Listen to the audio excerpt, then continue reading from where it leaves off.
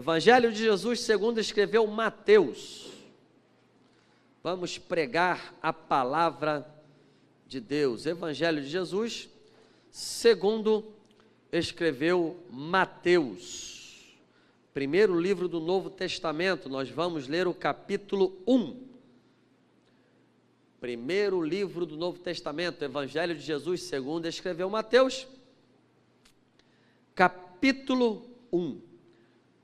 O tema da mensagem dessa noite, já vou anunciar antes, o tema da mensagem desta noite é: nasceu a salvação, adeus maldição. Você pode repetir comigo? Meu Deus, vamos falar junto então? 1, 2, 3 e... nasceu a salvação, adeus maldição. Aleluia! Em nome de Jesus. Vamos ler capítulo 1 a partir do verso 1. Livro da geração de Jesus Cristo, filho de Davi, filho de Abraão. Abraão gerou a Isaque, Isaque gerou a Jacó, Jacó gerou a Judá e seus irmãos. Judá gerou de Tamar a Pérez e a Zerá. Pérez gerou a Esrom, Esrom gerou a Arão, Arão gerou a Aminadab, e Aminadab gerou a Nasson, Nasson gerou a Salmão, Salmão gerou a Raabe, gerou de Raabe a Boaz, Boaz gerou de Rute Obed, e Obed gerou Jessé, Jessé gerou o rei Davi, o rei Davi gerou a Salomão, da que foi mulher de Urias, Betseba. Salomão gerou a Roboão, e Roboão gerou a Abias, e Abias gerou a Asa, e Asa gerou a Josafá, Josafá gerou a Jorão, e Jorão gerou a Uzias, Uzias gerou a Jotão, e Jotão gerou a Acás, e Acás gerou a Ezequias, Ezequias gerou a Manassés, e Manassés gerou a Amon, Amon gerou a Josias, Josias gerou a Jeconias e seus irmãos na deportação para a Babilônia.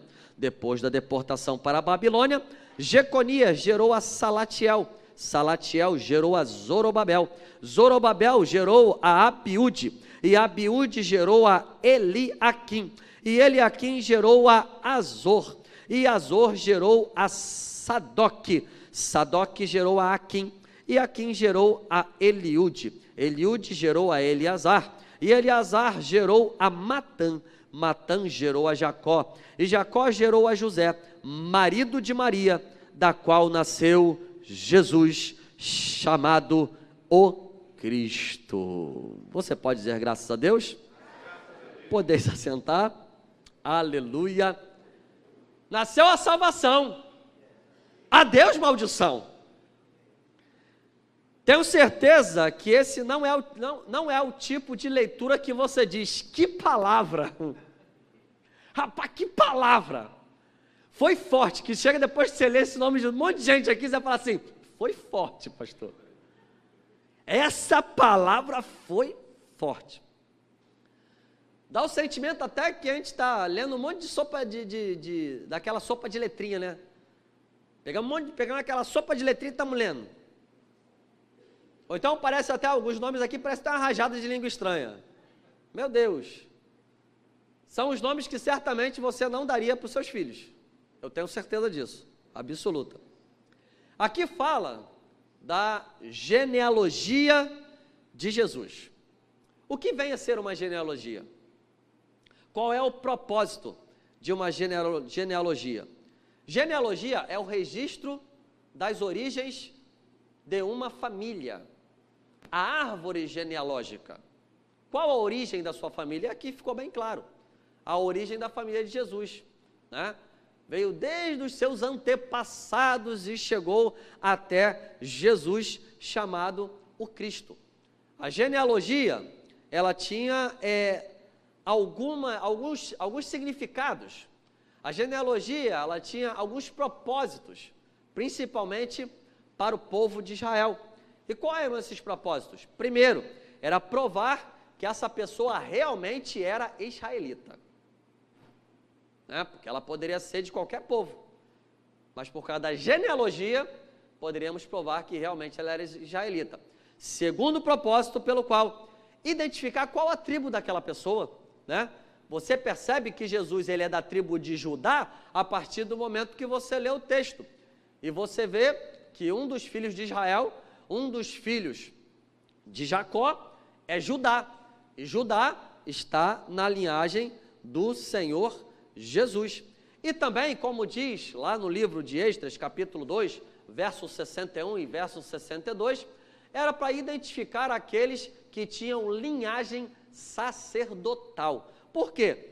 Porque ninguém poderia oferecer holocaustos e sacrifícios, ninguém poderia fazer o trabalho no templo se não fosse da linhagem sacerdotal. Isso deu uma confusão muito grande e Esdras teve que resolver esse problema, né? Então teve que pegar a genealogia para saber quem fazia parte e quem não fazia parte. No caso de Jesus, que é o que nós estamos falando hoje, a importância da genealogia de Jesus era qual? Era, primeiro, saber se ele realmente era israelita, claro. Segundo, como nós já vimos, era saber qual a tribo de Jesus. Ele era da tribo de Judá. E não somente qual era a tribo de Jesus, se era da tribo de Judá, mas o mais importante, se Jesus ele era filho de Davi e filho de Abraão. Por que filho de Davi e filho de Abraão? Porque o Cristo, o Messias, o Filho de Deus, aquele prometido que ia trazer salvação ao mundo, que nós hoje vemos e nós hoje experimentamos essa salvação, essa graça. Hoje nós experimentamos o Espírito Santo, por quê? Porque foi prometido a Abraão. Abraão, ele é aquele que tinha a promessa. O filho de Abraão, lá em Gênesis no capítulo 12, abençoarei os que te abençoarem, amaldiçoarei os que te amaldiçoarem, em ti serão benditas todas as famílias da terra. Se a tua família é abençoada, se você é abençoado, se a salvação te alcançou, se a graça te alcançou, foi uma promessa feita a Abraão. Jesus, ele é o filho da promessa feita a Abraão. Se ele não fosse filho de Abraão, se ele não fosse da descendência de Abraão, não poderia ser Messias. Não poderia ser o Cristo. Também a palavra de Deus vai mostrar, lá em Samuel, 2 Samuel capítulo 7, verso 12, que ia sair uma raiz de Davi, ia sair uma semente de Davi, da tribo de Judá, o leão da tribo de Judá, ia sair do reino de Davi, ia sair da genealogia de Davi. Se foi prometido, Jesus tinha que ser da tribo de Judá e tinha que ser da linhagem de Davi. Por isso que a palavra de Deus ela vai começar explicitamente falando, livro da geração de Jesus, filho de Davi, filho de Abraão, filho da promessa e filho herdeiro de um reino que nunca vai acabar, um reino que subsiste para sempre. O reino de Davi acabou, mas o reino dele é sempre eterno. Ele é o Rei dos reis e o Senhor dos senhores. Ele é aquele que toda língua confessará e todo joelho se dobrará que Jesus Cristo é o Senhor, para a glória de Deus Pai. É o que diz em Apocalipse, que na sua coxa está escrito Rei dos reis e Senhor dos senhores. A Ele a glória, a Ele a honra para todo sempre, porque Ele é merecedor. A genealogia, portanto, aqui nesse texto era para mostrar o quê? Que Jesus, ele era da linhagem da promessa, e essa promessa alcança todas as famílias da terra. E ele era da linhagem e herdeiro do trono de Davi. Então isso é uma condição sine qua non. E o que é uma condição sine qua non? Palavra difícil, né? Mas é uma condição se somente se, sem a qual não. Se ele fosse descendente somente de Abraão, não podia ser Messias.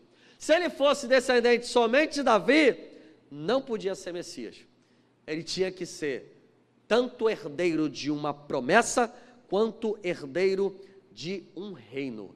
Esse é o nosso Jesus, cumpriu todas as coisas para que hoje pudéssemos ter certeza de que Ele é Deus poderoso, Ele é o Salvador do mundo, Ele é aquele que foi prometido desde muitas gerações, para que você fosse cheios da bênção, e cheios de vitória, e cheios do Espírito Santo.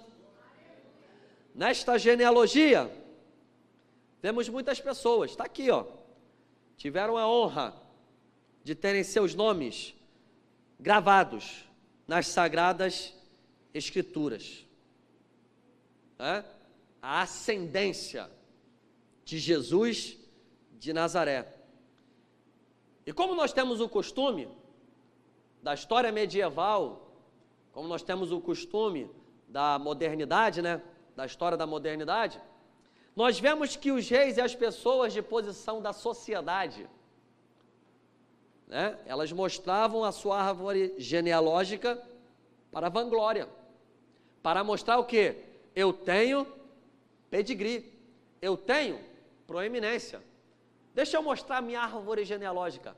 Eu sou filho do rei fulano de tal, eu sou neto do rei fulano de tal, eu sou sobrinho do conde fulano de tal. As pessoas usavam a sua genealogia na história medieval e na história moderna, da modernidade, para se vangloriar, para mostrar a sua proeminência, para mostrar o seu pedigree.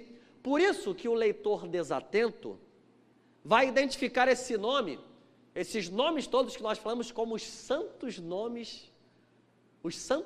dos homens mais purificados que existiram na história da sociedade bíblica. Vai identificar esses nomes como aqueles que têm a mais alta pureza da história bíblica. Vai dizer assim, só gente boa. Está aqui, ó, caramba, o nome dele está escrito aqui na Bíblia, cara. Então significa que só tem gente boa. Será? Será que só tem gente boa? Só tem gente fina? O que mais me chama a atenção nesse texto, e o que é mais lindo no Evangelho de Jesus, é que aparecem pessoas que são totalmente indignas, aparecem pessoas sem valor algum, pessoas sem mérito nenhum, mas estão aqui gravados os seus nomes nas Sagradas Escrituras. Pessoas sem mérito, pessoas indignas, pessoas sem valor. Por que que o nome delas estão descritas aqui na palavra de Deus? Vamos dar uma olhada mais detalhada em alguns nomes que estão descritos aqui. Vamos começar com Jacó, que o nome dele mudou para Israel. Por que o nome dele é Jacó? Jacó, apesar de ter outros estudos que dizem tanta coisa sobre o nome dele, mas até então a gente conhece Jacó como suplantador, enganador. E como é que foi a vida de Jacó, a história de Jacó? Ele foi enganador, mentiroso, mentiu para o seu pai, para ganhar a primogenitura, ganhar a bênção, Na verdade, a primogenitura ele trocou por um prato de lentilha, Mas para ganhar a bênção no momento da morte, ele mentiu, se fez pelo seu irmão. Olha só que coisa terrível, Um homem que era mentiroso, está aqui, descrito nas Sagradas Escrituras. Rubens, Simeão e Levi, da descendência de Moisés. Que coisa interessante. Por que da descendência de Moisés? Moisés foi aquele que implantou a lei, e essas pessoas infringiram a lei, para mostrar que são pessoas falhas, pessoas indignas. A Bíblia mostra algo, uma coisa que não é comum no tempo bíblico e na antiguidade, de na genealogia ter nome de mulheres. Mas aqui nós vemos o nome de 4 mulheres. Ou uma diz a mulher de Urias, que é Betseba, não fala especificamente o nome dela, mas fala sobre 4 mulheres. E olha aí o Evangelho quebrando o paradigma, dizendo que as mulheres também têm valor na obra e na casa de Deus. Ei, mulherada, vocês têm valor para Deus. Vocês são valorosas, principalmente porque mulher é um povo que ora, gente. É um povo que busca a presença de Deus. Se você der uma olhada aí para o teu lado, você vai ver que a maioria é mulher, né? E é por isso que quem deu a notícia da ressurreição de Jesus não foi homem não, foi mulher. Porque as mulheres têm proeminência no Evangelho de Jesus. Coisa boa. E está aqui o nome de 4 mulheres. Uma delas, Tamar. Meu Deus, Tamar, essa daqui deve ser maravilhosa. Judá e Tamar. Parece até dupla sertaneja. Judá e Tamar. Meu Deus, deve ser um casal extraordinário, lindo. O casal deve ser lindo esse casal. Casal lindo não. Foi por causa de Judá e Tamar, o filho de Judá e Tamar, foi fruto de um relacionamento entre o sogro e a sua nora. Ou seja, algo espúrio. Está na genealogia de Jesus. Está na geração de Jesus. Gerou a Pérez. Está aqui. Salmão e Raabe. Quem era Raabe? Se não uma prostituta. Meu Deus, que isso? Uma prostituta na genealogia de Jesus? Sim. Uma mulher que era prostituta está na genealogia de Jesus. Ruth. Ruth devia ser crente pentecostal. Tem até um livro que tem o nome dela. Crente pentecostal, ela era moabita. Ela adorava outros deuses. Pessoa também que era indigna, mas ela foi com Noemi, se converteu e foi para a casa de Deus, e ela gerou, e ela se casou com Boaz. Salomão, filho de Davi. Davi não precisa nem falar, né? O nome de Davi está aqui, mas o que Davi fez? Davi era um homem segundo o coração de Deus, um homem abençoado, um homem adorador, maravilha de Deus. Mas como é que foi Davi? Davi olhou aquela mulher chamada Betseba. Todo mundo foi para a guerra e ele ficou em casa. E ele olhou aquela mulher tomando banho. E ele se apaixonou por aquela mulher. Ele tomou aquela mulher, levou o marido dela para o lugar mais quente da batalha, de forma que ele morresse. De forma que o exército se retirasse e deixasse ele sozinho para morrer. Para que ele ficasse com a mulher do camarada. Terrível. Coisa terrível. Teve um filho. Esse filho veio a falecer. Mas teve um outro filho, que foi poderoso, chamado Salomão. Salomão é filho de Davi com Betseba. De um casamento. De um casamento esquisito. Né? A mulher de Urias. A palavra de Deus vai mostrar vários reis aqui, não dá tempo de falar de todo mundo, mas vários reis extremamente corruptos. Reis que fizeram uma lenha. Roboão, que era filho de Salomão, dividiu o império, reino do norte e reino do sul. Fez uma lenha. E o que dizer de Manassés? Está aqui o nome de Manassés. Manassés era bruxo. Ele fez toda a sorte de... Você não sabia disso, não? Fez toda a sorte de feitiçaria e bruxaria, meu irmão. Ele foi até o fundo do poço no que diz respeito a bruxaria e feitiçaria. De forma que... escute bem como é que foi. Manassés está ali, escrito ali. Manassés, ele pegava seus filhos e oferecia em holocausto os seus filhos aos deuses. Você faz ideia do que é você pegar teu filho e colocar no fogo para ser queimado? Meu irmão, isso para mim é forte demais. O que vemos então nessa genealogia é uma linhagem de pessoas indignas, uma linhagem de pessoas sem valor, sem mérito. Mulheres que tinham ou um problema muito sério nos seus relacionamentos, ou eram pagãs, ou vítimas de uma situação terrível de relacionamento equivocado, que machucou e manchou a história de Israel. Pessoas, como nós vemos na nossa sociedade, com muitas mazelas. Mas Deus não poderia ter feito Jesus ter nascido num lar aonde a sua genealogia, aonde a sua ascendência fosse só de santos, só de pessoas santas e libadas, poderia. Mas por que Deus não fez isso? Eu acho que daí deve estar se pairando na tua cabeça. Por que Deus não fez isso? Porque o Salvador do mundo, ele foi vir de uma ascendência tão conturbada e tão perturbadora. Sabe por quê? Eu vou te falar. Porque Deus constrói a sua história de salvação, meu irmão, através de pessoas fracassadas. Sabe por quê? Sabe por que Ele constrói a sua história de salvação através de pessoas fracassadas?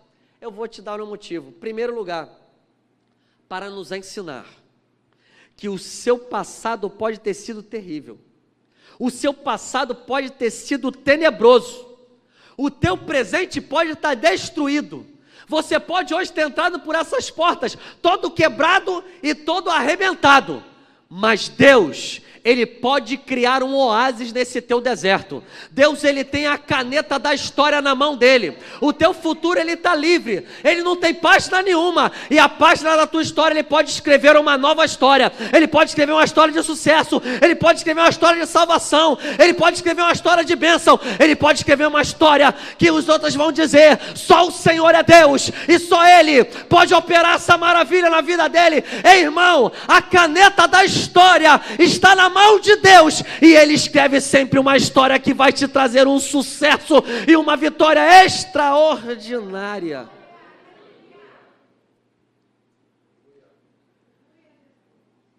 Teu passado pode estar arrebentado, teu presente, mas o teu futuro ainda não foi escrito. Tem coisa grande de Deus para se manifestar, meu irmão. Se você está ouvindo essa palavra, se você ainda não morreu, se você está vivo, é porque tem coisa grande de Deus para manifestar na tua vida, é porque tem projeto extraordinário do Eterno para manifestar na tua vida, é porque coisa grande vai vir na história da tua família. Eu profetizo, não sei quem recebe, em nome de Jesus.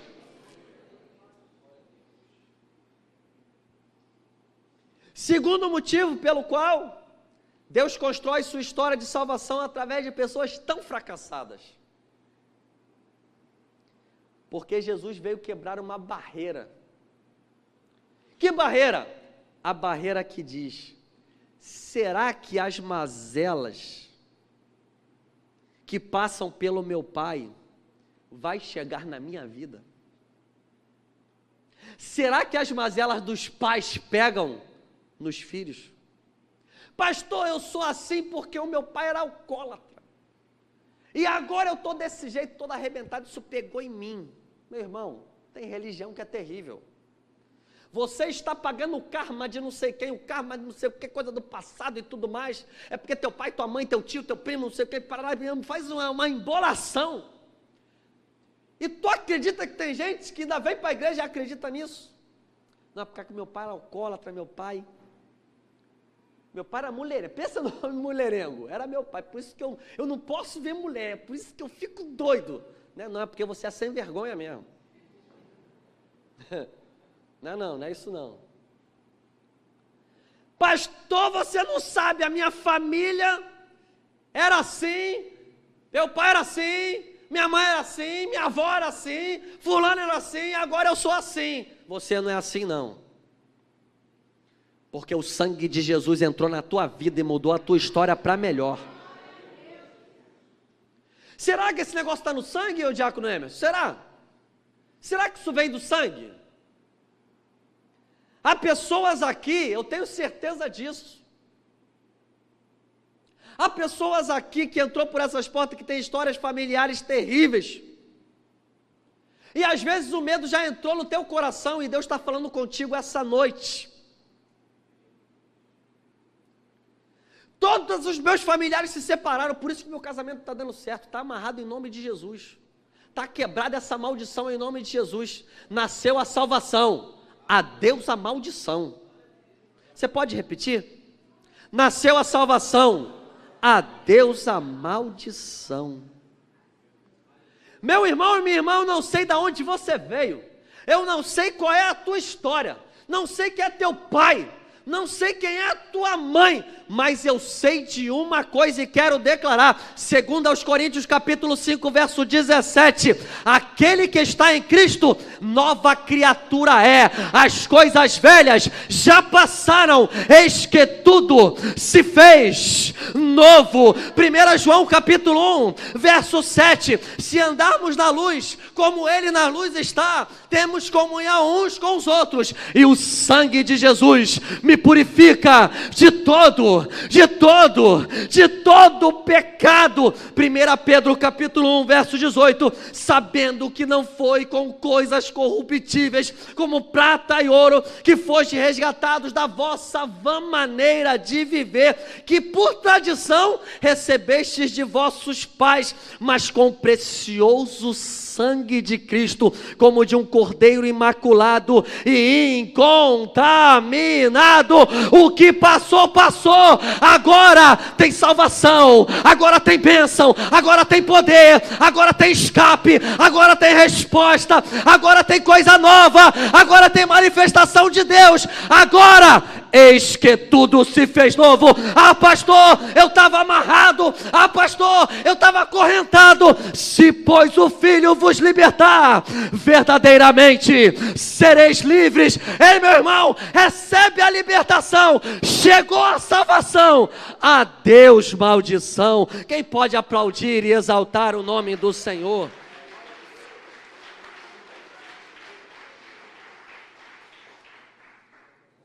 Aleluia! Meu irmão, se Jesus, Ele pode sair e pode sair dessa ascendência, você pode vir de onde você vier. Tem uma nova história para se manifestar na tua vida. Tem algo poderoso de Deus, tem projeto extraordinário de Deus na tua vida. Ah, pastor, mas é muita maldição familiar, você não sabe de nada. É muita maldição que vem da família. Será que existe esse negócio mesmo de maldição hereditária? Esses karma tudo, é muito karma, meu Deus do céu. Será que existe isso? Tem gente que já veio falar para mim isso, eu já ouvi. Tem algumas religiões e algumas pessoas que acreditam, pastor, o negócio é o seguinte, pastor, tem que cancelar toda a maldição da antepassada, meu Deus, você vai indo e vai cancelando, tem gente até que faz regressão, e aí você vai lá no passado, nas suas vidas passadas e não sei o que, vai lá longe. Ih, rapaz, lá eu era um cara terrível, eu era matador, eu era bandido, eu era maconheiro, eu era não sei o quê, tem que cancelar, tem que começar a cancelar. Meu irmão, já pensou, se Jesus dependesse disso? Você já viu alguma, falei algumas pessoas, você já viu se Jesus fosse cancelar todas essas maldições? Para poder ser o santo dos santos? Para poder ser o Deus forte e poderoso que a gente conhece? Tem gente até que já usou Bíblia fora do contexto para arrumar um pretexto. Você sabia disso? Muitas vezes o pessoal vem na Bíblia. Você viu lá Mateus capítulo 4 como é que foi o diabo, hein, pastor? O diabo usava o quê? A Bíblia para confrontar Jesus. Porque está escrito na palavra de Jesus, falou assim, mas também está escrito. Jesus conhecia a palavra de Deus. O meu povo é destruído pelo diabo. Não é isso, não. A Bíblia diz isso? O meu povo, ele é destruído pelo fofoqueiro. O meu povo é destruído pelas hostes de Satanás. Não fala. A Bíblia diz o seguinte, o meu povo é destruído pela falta de conhecimento.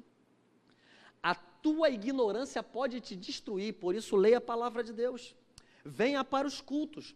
Eu fico preocupado, culto da palavra, que você aprende a palavra, muita gente não vem, né? Por quê? Eu fico pensando, tem gente que está querendo aprender ou não está querendo aprender a palavra de Deus? O meu povo, diz a palavra de Deus, é destruído pela falta de conhecimento. Pastor, mas é o diabo que está me destruindo. O diabo não pode te tocar, meu irmão. Você não faz ideia. Você é destruído só se você tiver falta de conhecimento, se você não conhecer a palavra de Deus. E olha que falta de conhecimento. Chegou um camarada e veio falar comigo, Êxodo capítulo 5. Lá no verso de número 5 diz, porque eu, Jeová teu Deus, Sou Deus zeloso, que visito a iniquidade dos pais nos filhos. E está escrito isso mesmo. Na terceira e na quarta geração daqueles que me aborrecem. Meu Deus, é tenebroso isso. Deus, ele visita a iniquidade dos pais nos filhos, na terceira e na quarta geração. Então já falaram o seguinte, toda maldição é da terceira e quarta geração, até a quarta geração você tem que pedir perdão. Olha que coisa terrível, já me falaram isso daí. Mas sabe qual é o problema? O texto fora do seu contexto é pretexto. E pretexto para heresia, ele não lê o versículo 6. O versículo 6 não pode, você não pode ler o versículo 5 sem ler o versículo 6. O versículo 5 diz isso mesmo, mas o versículo 6 vai dizer, e uso misericórdia até 1000 gerações daqueles que me amam e guardam os meus mandamentos. Em outras palavras, sabe o que isso significa? Tem maldição do inimigo? Tem, mas quando entra Deus na história, chegou a salvação. Adeus maldição, entrou salvação na tua vida, a maldição vai embora. E detalhe, a maldição é a quarta geração, mas a bênção de Deus é até 1000 gerações, ou seja, o nosso Deus é muito mais abundante em abençoar, o nosso Deus é muito mais abundante em dar vitória, o nosso Deus é muito mais abundante em te fazer o bem. É por isso que Jeremias capítulo 29, versículo 11, vai dizer o seguinte, eu bem sei os planos que tenho para vós, plano de bem e não de mal, para vos dar uma esperança e um futuro. Ah, meu irmão, eu sei de uma coisa, aquele que está em Cristo tem bênção, tem vitória, tem resposta, tem página virada, tem coisa grande para acontecer. Oh, meu irmão, eu declaro na tua vida, Deus vai manifestar o melhor que Ele pode, para que o nome dEle seja glorificado na tua vida, e só quem recebe, levanta a mão e glorifica o nome do Senhor. A maldição bate retirada, meu irmão, que conversa é essa? Que maldição o quê? A genealogia de Jesus estava toda arrebentada. E o que Maria precisou fazer? O que Maria precisou fazer? Pastor Maria, ela foi lá na quarta geração dela, fez uma regressão, ela começou a pedir perdão dos pecados lá de Raabe. Raabe era prostituta, então ela pediu perdão de Raabe. A outra estava com o sogro e tudo. Não fez nada disso, meu irmão. Não fez nada disso. Quando você olha Lucas capítulo 1, lá no verso de número 38, disse então Maria, eis aqui a tua serva, cumpra-se em mim segundo a tua palavra. O anjo falou para ela, Maria, o que vai estar no seu ventre é fruto do Espírito Santo. José não é o pai físico de Jesus, mas é fruto do Espírito Santo. Maria nem discutiu. Sabe o que Maria fez? Maria respondeu para o anjo, eis aqui a tua serva, Senhor, cumpra-se em mim segundo a tua palavra, ou segundo a tua vontade, em outras traduções. Sabe o que isso significa?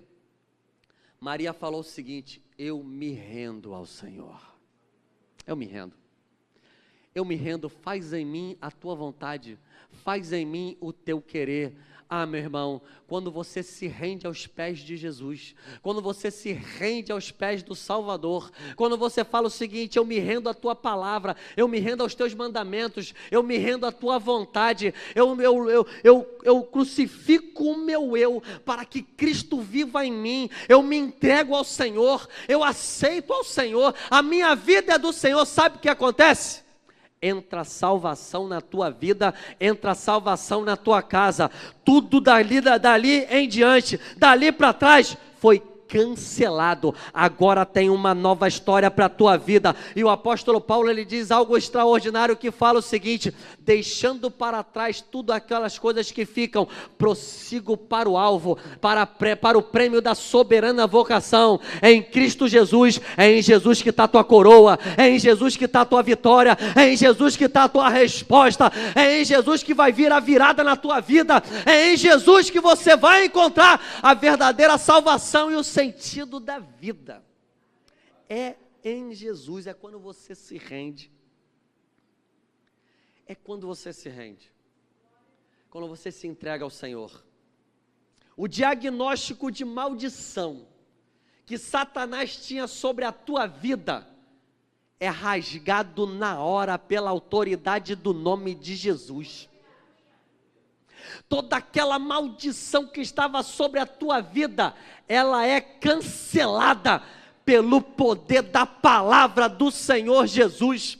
Ele rasga e brada ao céu com uma palavra de poder, e Satanás tem que bater em retirada. A tristeza vai embora, a angústia sai de você, a infidelidade vai embora, o vício bate em retirada. Eis que tudo se faz novo na tua vida. Deixa eu declarar aqui, meu irmão, não sei se você vai receber, você não está fadada ao insucesso. Mas hoje a palavra de Deus está determinando o seu sucesso, está determinando porta aberta, está determinando a tua vitória. Ah, pastor, tem muita gente torta na minha genealogia. Tem gente torta na tua genealogia? Você hoje de repente entrou aqui, está torto também?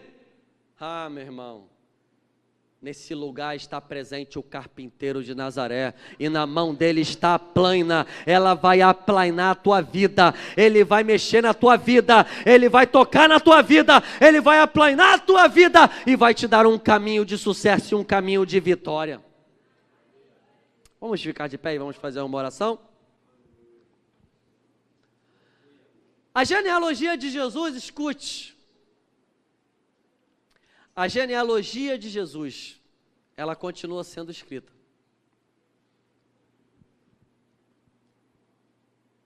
A descendência de Jesus. A genealogia fala da sua ascendência. Mas agora, é a descendência de Jesus. Quem são as descendências de Jesus, pastor? João capítulo 1, verso 12, veio para os que eram seus, mas os seus não receberam. Mas todos quanto receberam, deu-lhes o poder de serem feitos filhos de Deus. Os filhos de Deus são aqueles que entregam e se rendem, como Maria fez, se rendem ao Senhor Jesus. E continua sendo escrito a descendência de Jesus nessa genealogia. Como assim, pastor? O teu nome está sendo escrito no livro da vida. No livro da vida está o meu nome. No livro da vida está o nome do diácono Emerson. No livro da vida está o seu nome, no livro da vida está o nome da sua família. É no livro da vida. Sabe por quê? Porque naquele grande dia a trombeta vai soar. E quando a trombeta soar, meu irmão, só quem está com os ouvidos com o diapasão de Deus. Que diapasão de Deus é esse? É aquele que está cheio do Espírito Santo, é aquele que se rendeu ao Senhor Jesus, é aquele que tem Jesus na sua vida. A trombeta vai soar e Jesus vai falar: vinde benditos de meu Pai, recebei por herança aquilo que vos preparei desde a fundação do mundo. E vai chegar lá em cima e ele vai ler o livro da vida, aqueles que entrarão e morarão eternamente com ele. Ele vai ler a genealogia daqueles que são família de Jesus, aqueles que irão herdar a vida eterna.